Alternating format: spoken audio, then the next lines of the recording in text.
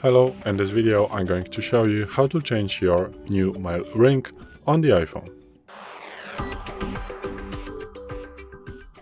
So, what you want to do is to go to the settings, then go to the sounds and haptics, and once you are here you are going to find new mail.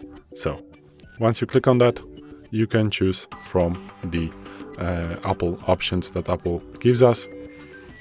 So, once you click, the sound is going to be played, and here you can see the tick. So this means that from this time that you click on it, this one is going to be selected for a new mail ring.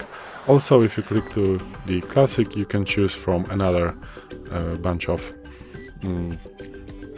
options, sounds, and also you can buy something from Tone Store and then click download all purchased tones, and you are going to be able to find them right here in this section.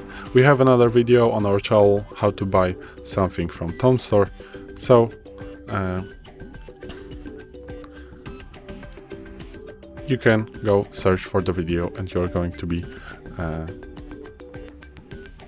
able from that time to buy something from Tone Store. So this is it.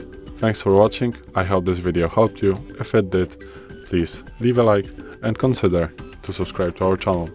Bye!